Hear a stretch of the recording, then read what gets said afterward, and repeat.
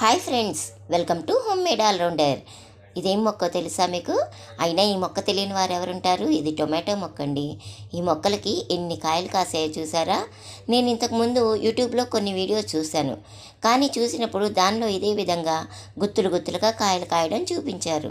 మొదట నేను నమ్మలేదు, కానీ ఇప్పుడు స్వయంగా చూసినాక నమ్మక తప్పలేదు. నేను మా అమ్మ వాళ్ళ ఇంటికి వచ్చా అండి.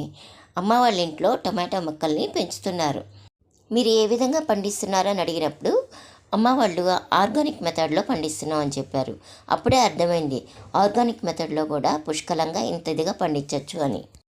వీటిని పండించడానికి ఎటువంటి ఎరువులు వాడకుండా ఆర్గానిక్ మెథడ్లో పండించారండి. ప్రతిరోజు ఇంట్లో వచ్చే వేస్టేజే, అంటే కూరగాయలు, వాటి తొక్కలు, ఉల్లిపాయల తొక్కలు, ఆకుకూరలు, ఇలా వచ్చిన వేస్టేజ్ని మొత్తం పారేయకుండా మొక్కల్లో వేసేసి కంపోస్ట్ అయ్యేలా చేస్తున్నారు.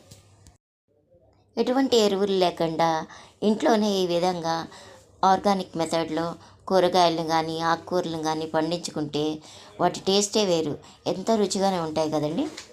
మన ఇంటి ఆవరణలోనే ఈ విధంగా కూరగాయలని ఆకుకూరలని పండించుకొని అప్పటికప్పుడు కట్ చేసుకొని కూర చేసుకొని తింటే భలే రుచిగా ఉంటుంది. ఈ టొమాటాలు చూసారా, ఇంకా చిన్నగానే ఉన్నాయి. ఇంకొంచెం పెద్దవైతే టేస్ట్ చాలా బాగుంటుంది. ఈ పచ్చి టమాటాలతో కూరని చేసి మన ఛానల్లో పెడతాను, తప్పకుండా చూడండి. ఈ మొక్కను చూసారా, మొత్తం పూత మీదే ఉంది. ఇవి కాయలు అవ్వడానికి ఇంకా చాలా టైం పడుతుంది. ప్రతి ఇంట్లో ఇదే ఆర్గానిక్ విధానంతో టొమాటోలు, వంకాయలు, ఆకుకూరలు, ఇలా చిన్న చిన్నవన్నీ పండించుకోవచ్చు. ఈ వీడియో కనుక నచ్చినట్లయితే ఒక్క లైక్ చేసి మా ఛానల్ని సబ్స్క్రైబ్ చేయండి.